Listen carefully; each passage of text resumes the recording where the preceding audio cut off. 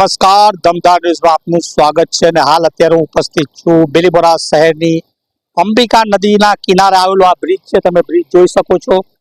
હાલ અત્યારે 2 દિવસમાં ભારે વરસાદની આગાહી વચ્ચે ઉપરવાસમાં પણ ભરપૂર વરસાદ પડી રહ્યો છે. તેના કારણે અંબિકા નદી હાલ અત્યારે 2 કાંઠે વહી રહી છે. તમે જોઈ શકો છો કે આ જે બ્રિજ છે એ બ્રિજ આજથી લગભગ 50 વર્ષ જૂનો બ્રિજ છે. આ બ્રિજ ઉપર 2 વાર ગાબડા પડ્યા છે અને એ ગાબડાનું આરએનબી વિભાગ દ્વારા સમારકામ પણ કરવામાં આવ્યું છે. પરંતુ તમે આ જોઈ શકો છો જે આ એપ્રોચ છે, એપ્રોચમાં અત્યારે મસ્ત મોટી તિરાડો દેખાઈ રહી છે. આ તિરાડોના કારણે જો આ એપ્રોચ બેસી જશે તો આ જે પુલ છે પુલ હંમેશા માટે બંધ કરી દેવાનું પણ નોબત સર્જાઈ શકે છે.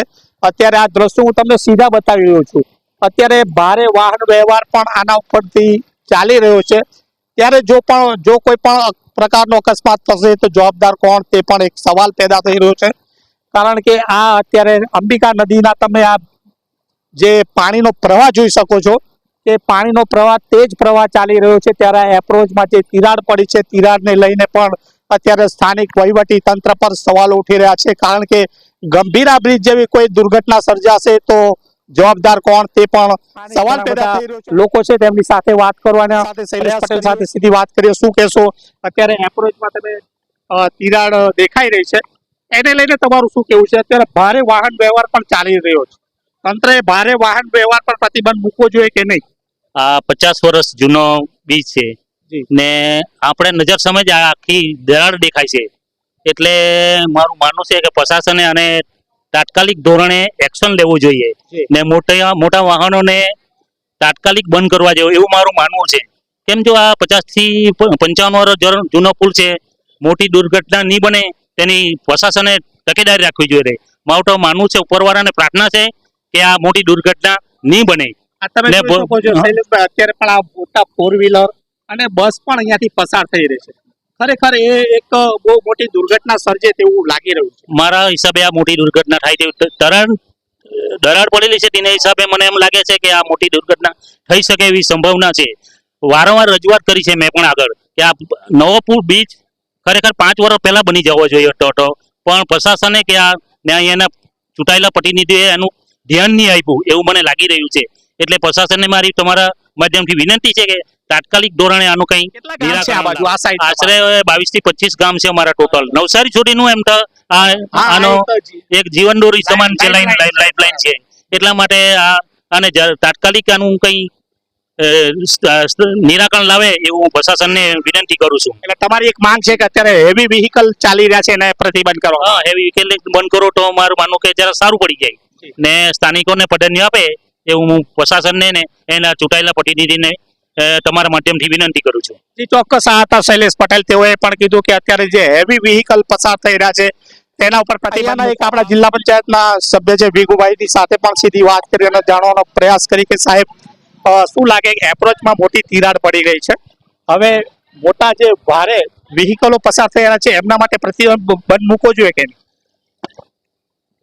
તમારી વાત શું છે, જે તંત્ર જે કરવું જોઈએ એ અહીંયા આપણે જે પડેલો ખાડો પડેલો હતો એ સરકારી વહીવટી દ્વારા જે વહીવટી કરવું જોઈએ એ જિલ્લા પંચાયત આરએમબી કે એ ટોટલી રીતે કામ કરી ચૂક્યું છે.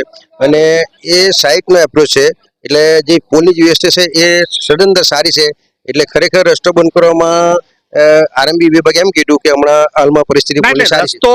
રસ્તો પૂરેપૂરો નથી બંધ કરવાનો ભીખુભાઈ. રસ્તો ફક્ત 2 વ્હીલરો માટે ચાલુ રહે અને 4 વ્હીલરો માટે બંધ થાય. એટલે જે હેવી બસો છે અને મોટા વાહનો હેવી વ્હીકલો જે છે તે જો અહીંયાથી પસાર થાય તો આના ઉપર જ્યારે દબાણ આવે ને નીચે, તો અત્યારે તમે જોઈ શકો છો કે પાણીનો પ્રવાહ વધારે છે.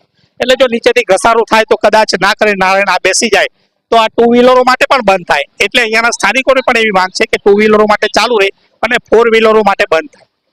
એમાં સવારે સ્ટેટના આરએમબી વાળા જે અધિકારી આવેલા એ લોકો સ્ટેટ ચોક્કસ પ્રમાણે કીધું કે અત્યારે આ પુલની પરિસ્થિતિ સારી છે. આ જે એપ્રોચ સાઇટમાં છે એમાં જ તળી પડેલી છે, પછી પુલનો જે વિભાગ ખરો એ સદંતર સારો છે. એટલે જે આરએમબી વાળા આવેલા એ અધિકારીએ કીધું, અમને રૂબરૂ હતા એટલે અમને બંધ કરવાની જરૂર નથી એ લોકો આરએમબી વિભાગે કીધું છે. ચોક્કસ. અહીંયાના ભીખુભાઈએ પણ કીધું કે આરએમબી વિભાગના જે એન્જિનિયરો આવ્યા હતા એ એન્જિનિયરો અહીંયા નિરીક્ષણ કરી ગયા છે ને તેઓનું એવું કેવું છે કે અત્યારે કોઈ પણ જોખમ લાગતું નથી. તેના કારણે અત્યારે મોટા હેવી વ્હીકલો પણ અહીંયાથી પસાર થઈ રહ્યા છે પરંતુ આપને દ્રશ્યોમાં બતાવ્યું એ પ્રમાણે અત્યારે જ્યારે એપ્રોચમાં મોટી તિરાડો પડી છે એ તિરાડો ક્યાંક ને ક્યાંક ગંભીરા બ્રિજ જેવી પણ કોઈ મોટી દુર્ઘટના તમને હું દ્રશ્યો બતાવી રહ્યો છું. 50 વર્ષ કરતા પણ જૂનો આ બ્રિજ છે અને અત્યારે નવો બ્રિજ બની રહ્યો છે.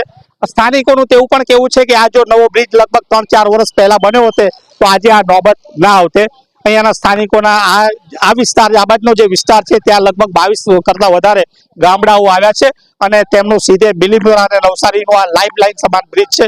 હવે આ જોવું રહ્યું કે આના ઉપર તંત્ર શું પગલાં લે છે, પણ હાલ તો અત્યારના સ્થાનિકો અને અહીંયાના જે જિલ્લા પંચાયતના સભ્યોએ પણ કીધું કે એન્જિનિયરો તપાસ કરી ગયા છે, કોઈ પણ અત્યારે કમી દેખાતી નથી, તેના કારણે વાહન વ્યવહાર ચાલુ છે. તો આ જ પ્રકારના અહેવાલો અને સમાચારો સાથે દમદાર ન્યૂઝ સાથે જોડાયેલા રહેશો. નમસ્કાર.